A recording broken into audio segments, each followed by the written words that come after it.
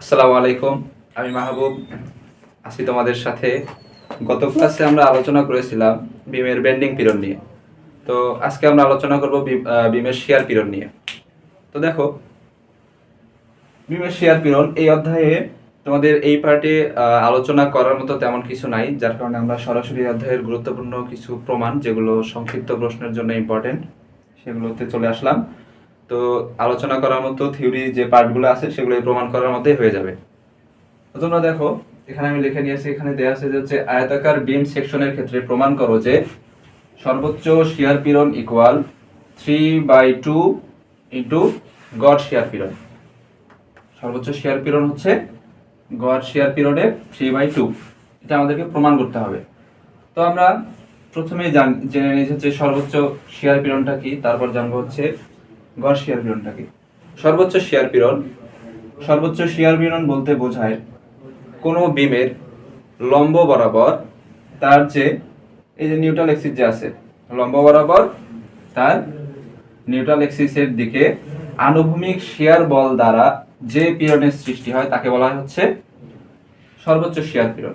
সর্বোচ্চ শিয়ার পীড়নকে S S দ্বারা প্রকাশ করা হয় এবং সর্বোচ্চ শিয়ার পীড়ন এস এস ইকুয়াল লেখা যায় হচ্ছে V Q divided by I B. এখন এখানে ভিটা কি? ভি হচ্ছে ভি ইকুয়াল সর্বোচ্চ, ভি ইকুয়াল হচ্ছে এখানে শিয়ার ফোর্স,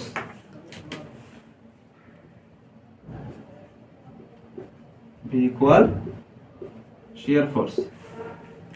তারপর দেখো কিউ, কিউ হচ্ছে ক্ষেত্রফলীয় মোমেন্ট। কিউটাকে বলা হয় হচ্ছে ক্ষেত্রফলীয় মোমেন্ট। ক্ষেত্রফলীয় মোমেন্টটা কি জিনিস? দেখো, এখানে আমরা যে বিমের যে সেকশনটা নিয়ে কাজ করব, এই সেকশনটাকে নিউট্রাল এক্সিসের উপরে অথবা নিচে, আমরা নিউট্রাল এক্সিসের উপরে অথবা নিচে যে কোনো একটি অংশকে বিবেচনা করব এবং সেটার সাপেক্ষে আমরা এই এটার ম্যাথ বা প্রমাণ আছে যেগুলো, সেটা আমরা করব। দেখো, এই যে একটি সেকশন এখানে আসলো নিউট্রাল এক্সিসের উপরে, এই সেকশন, এই সেকশনটার যে ক্ষেত্রফল, সেই ক্ষেত্রফল এবং এটার যে দূরত্ব হবে, এই ছোট্ট সেকশনের ভার কেন্দ্র পর্যন্ত যে দূরত্ব, সেই ক্ষেত্রফলকে এই ভার কেন্দ্র পর্যন্ত দূরত্ব দ্বারা গুণ করলে যে মানটা পাওয়া যাবে সেটা হচ্ছে কিউ, যাকে আমরা বলবো ক্ষেত্রফলীয় মোমেন্ট। ক্ষেত্রফলীয় মোমেন্ট কিউ ইকুয়াল আমরা লিখতে পারি হচ্ছে এ প্রাইম ইন্টু ওয়াই বার, এ প্রাইম ইন্টু ওয়াই বার। এ প্রাইমটা বলতে কি বোঝায় আমি তোমাদেরকে শুরুতেই বললাম, এ প্রাইম হচ্ছে অর্ধেক অংশের ক্ষেত্রফল। অর্ধেক অংশ এখানে কি আছে দেখো, এটা প্রস্থ বি এবং এই অর্ধেক অংশের উচ্চতা কত, এটা যদি ডি হয় এটা হচ্ছে D by two, D by two, এটা হচ্ছে এ প্রাইম। এবং ওয়াই বারটা কি? ওয়াই বারটা হচ্ছে এই যে ক্ষেত্রফল, এই যে অর্ধেক অংশটা আছে, এই অর্ধেক অংশের ভার কেন্দ্র পর্যন্ত দূরত্ব। দেখো, এটা একটা আয়তাকার সেকশন, এই অর্ধেক অংশটা যদি আমরা কল্পনা করি, এটাও একটা আয়তাকার সেকশন আসতেছে। দেখো, এখানে এটার উচ্চতা কত দেয়া আছে? D by two. তো আমরা কি জানি, আয়তাকার সেকশনের ভার কেন্দ্র পর্যন্ত দূরত্ব আমরা কেমনে বের করব? এর যে হাইটটা আছে, হাইটকে আমরা যদি 2 দ্বারা ভাগ করি বা অর্ধেক করি, তাহলে এর ভার কেন্দ্র পর্যন্ত দূরত্ব আমরা পাবো। তো ওয়াই বারটা হচ্ছে অর্ধেক সেকশনের ভার কেন্দ্র পর্যন্ত দূরত্ব। দেখো, এখানে অর্ধেক সেকশনের দূরত্ব হচ্ছে D by two, D by two, এটাকে আমরা অর্ধেক করব, হাফ দ্বারা গুণ করব, তাহলে মান এটার কত আসবে? এটা মান আসতেছে হচ্ছে ডি বাই ফোর। এটাকে আমরা ডিরেক্ট লিখতে পারি ডি বাই ফোর। এটা হচ্ছে কিউ এর মান। তাহলে কিউকে আমরা কি লিখবো এখানে?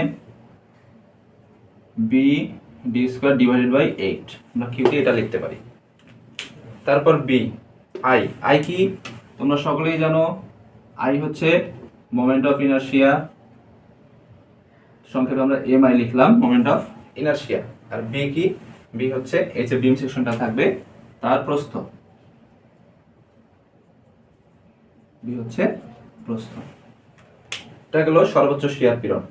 আরেকটা জিনিস আছে, সেটা হচ্ছে গড় শিয়ার পীড়ন। গড় শিয়ার পীড়নটা কি? গড় শিয়ার পীড়নটাকে আমরা প্রকাশ করব হচ্ছে এস এভি দ্বারা, এভি তে average, S av, S av, এটা হচ্ছে গড় শিয়ার পীড়ন। এই যে সর্বোচ্চ শিয়ার ফোর্স, সর্বোচ্চ শিয়ার ফোর্স যেটা আছে এস এস, সর্বোচ্চ শিয়ার ফোর্সকে এর যে ক্ষেত্রফল তার ক্ষেত্রফল দ্বারা ভাগ করলেই আমরা পাবো হচ্ছে গড় শিয়ার ফোর্স। সর্বোচ্চ শিয়ার ফোর্সকে ক্ষেত্রফল দ্বারা ভাগ করলে যেটা পাওয়া যাবে সেটা হচ্ছে গড় শিয়ার পীড়ন, সর্বোচ্চ শিয়ার পীড়নকে যদি আমরা ক্ষেত্রফল দ্বারা ভাগ করি তাহলে যেটা পাবো সেটা হচ্ছে গড় শিয়ার পীড়ন। তো আমরা সরাসরি প্রমাণে চলে যাই। দেখো এখানে যে ডাটাগুলো দেয়া আছে আমরা সেগুলো লিখবো। দেখো এখানে সম্পূর্ণ সেকশনটার ক্ষেত্রফল, দেখো এখানে ক্ষেত্রফল এ ইকুয়াল কি, এ ইকুয়াল হচ্ছে বি ডি। তারপর দেখো এখানে আমাদের আর কি লাগবে, এখানে আমাদের লাগবে হচ্ছে ভির মান, এখানে আমাদের লাগবে হচ্ছে কিউ এর মান। কিউ ইকুয়াল আমরা কি জানি, এ প্রাইম ওয়াই বার। এটা যদি আমরা করি এই ক্ষুদ্র অংশের ক্ষেত্রফল কত আসবে, বিডি বাই 2, এটা আমি সংক্ষেপে লিখে দিলাম যেহেতু তোমাদেরকে আগে দেখাই দিছি। এই বি আর এটা উচ্চতা, বি আর উচ্চতা যদি আমরা গুণ করি তাহলে আমাদের আসবে হচ্ছে বি বাই 2 এবং ওয়াই প্রাইম এটা আসবে হচ্ছে ডি বাই 4।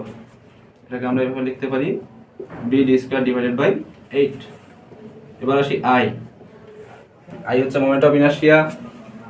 আই ইকুয়াল দেখো কি লেখা যায় তোমরা জানো, আয়তক্ষেত্রের মোমেন্ট অফ ইনার্শিয়া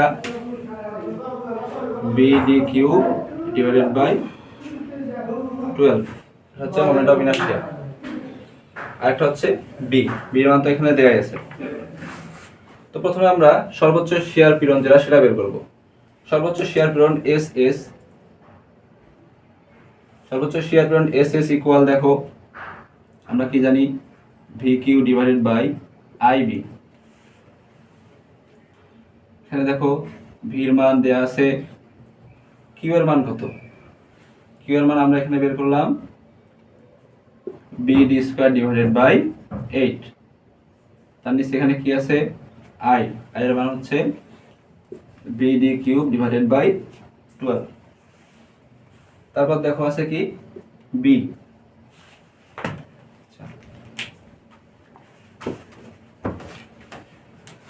এবার যদি আমরা এটাকে ক্যালকুলেশন করি তাহলে আমাদের মান কত আসতেছে, দেখো এখানে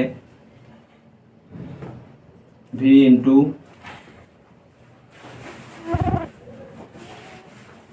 বি ডি স্কয়ার, এই যে 12টা আছে এটাকে আমরা এখানে নিচে যে 12টা আছে সেটা আমাদের উপরে চলে যাবে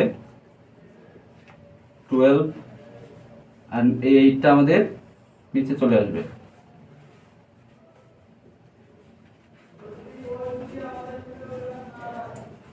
ইন্টু বি। এবার দেখো বি এখানে আছে হচ্ছে বি ডি স্কয়ার, এখানে আছে কি বি ডি কিউব। এই ডি স্কয়ারকে যদি আমরা এটা দিয়ে কেটে দিই তাহলে এখানে আমাদের কি থাকতেছে, পরের লাইনে দেখো এখানে থাকতেছে ভি, এখানে এই বি আর এই বি কাটা গেল, এখানে ডি স্কয়ার দ্বারা যদি আমরা এই ডি কে কাটি উপরে থাকতেছে আমাদের ভি, এই 12 কে যদি আমরা কাটি 4 দ্বারা তাহলে হবে 3 4 12, এখানে হচ্ছে 2। তাহলে উপরে আমাদের থাকতেছে কি এই ডি কে যদি আমরা কেটে দেই এটা দ্বারা তাহলে এখানে থাকতেছে হচ্ছে ডি। তাহলে এখানে আমরা কি লিখতে পারি 3, আর নিচে কি থাকতেছে আমাদের, নিচে দেখো এখানে থাকতেছে হচ্ছে 2 ইন্টু বিডি। ঠিক আমরা এই পাশে লিখলাম। তো দেখো এখানে যে কনস্ট্যান্ট মানগুলো আছে এগুলোকে আমরা আলাদা করে নিব। 3/2 ইন্টু শিয়ার ফোর্স, এখানে থাকতেছে ভি, নিচে থাকতেছে কি বিডি। তো দেখো গড় শিয়ার পীড়নের সঙ্গে আমরা কি পড়েছিলাম, সর্বোচ্চ শিয়ার ফোর্সকে ক্ষেত্রফল দ্বারা ভাগ করলে যে মান পাওয়া যাবে তাকে আমরা বলবো হচ্ছে গড় শিয়ার পীড়ন। তো দেখো এখানে সর্বোচ্চ শিয়ার ফোর্সের মান দেয়া আছে ভি এবং আর যে ক্ষেত্রফল বি এবং ডি, ক্ষেত্রফল হচ্ছে বিডি। তাহলে এই ভি ডিভাইডেড বাই বিডি এটাকে আমরা লিখতে পারি হচ্ছে গড় শিয়ার পীড়ন। আর এখানে দেখো 3/2টা সামনে আমাদের চলে আসছে, 3/2 ভি ডিভাইডেড বাই বিডি, এটাকে আমরা লিখতে পারি হচ্ছে এস এভি বা গড় শিয়ার পীড়ন। তো দেখো এটাই আমাদেরকে প্রমাণ করতে বলেছিল যে হচ্ছে সর্বোচ্চ শিয়ার পীড়ন ইকুয়াল 3/2 ইন্টু এস এভি। তো আশা করি তোমরা প্রমাণটা বুঝতে পারছো। এটা খুবই সহজ এবং খুবই ছোট। এগুলো তোমাদের সংক্ষিপ্ত প্রশ্ন হিসেবে আসে, তোমরা তোমাদের বই সুন্দরভাবে দেওয়া আছে, একবার দেখলে তোমরা বুঝতে পারবা। ধন্যবাদ।